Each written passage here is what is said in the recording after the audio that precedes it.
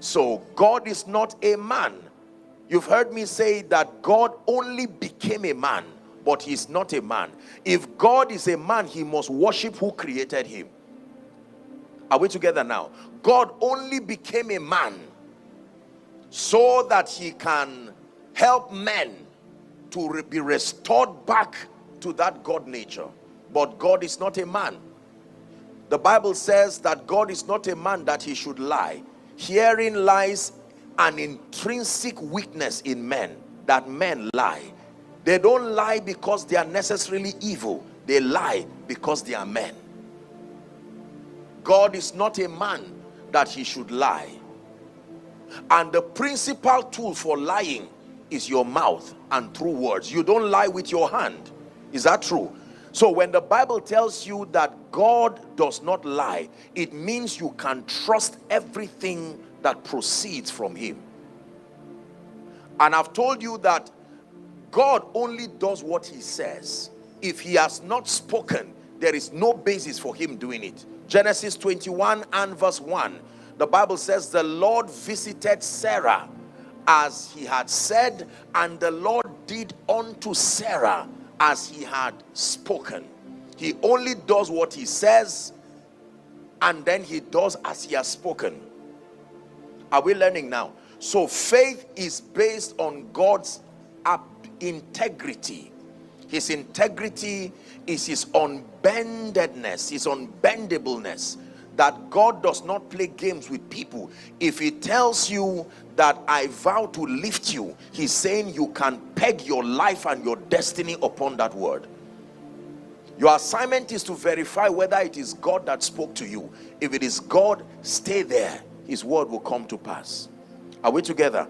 The second quality upon which the faith, Bible faith, rests upon is his ability. There are people who have integrity but may not have ability. For instance, you can meet someone and say, can you give me $1,000, $2,000? And the person can say, I am willing.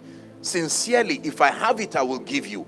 That person does not lack integrity, but he may not have the wherewithal, ability. So the Bible says in Ephesians chapter 3 and verse 20, it says, can you give it to us? Ephesians 3:20. Now unto him that is able, say he is able.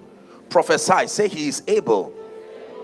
Yes, he is not only willing, he is able to do exceeding.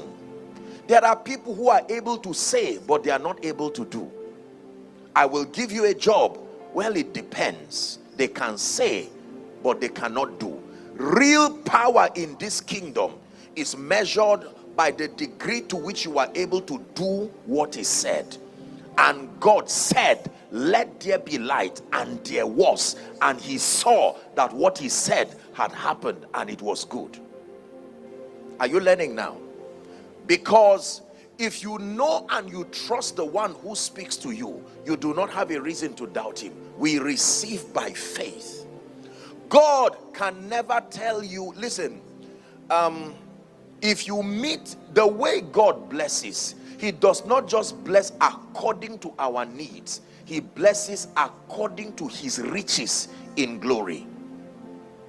That means there are times that what you ask the Lord to do, if he does it, it is a mockery on his might, because men can also do it. So he will do it in a way that it becomes clear that it is only God who can do this one, so that there is no confusion as to who did it. Are we together now? Yes.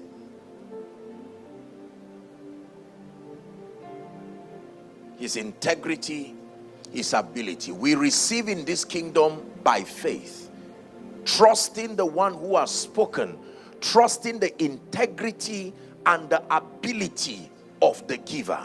So if God says I am able to lift you, if God says I'm able to put a new song in your mouth, a song of praise unto our God, that many will see and fear and put their trust in him, now I believe that God is not playing games with me. I may not have seen it happen, but I believe in the integrity. How many of you have had people tell you, I will bless you, and tomorrow come and meet me. Tomorrow has not come yet you are already rejoicing and jumping. Why? Because you trust the person who has spoken to you. And even if the person disappoints you, you give him a chance again. He can call you and say, look, I really, you know that I wouldn't, but I was just busy. Can we make it Tuesday? And you do not say, I don't trust you again. You can still shift it patiently.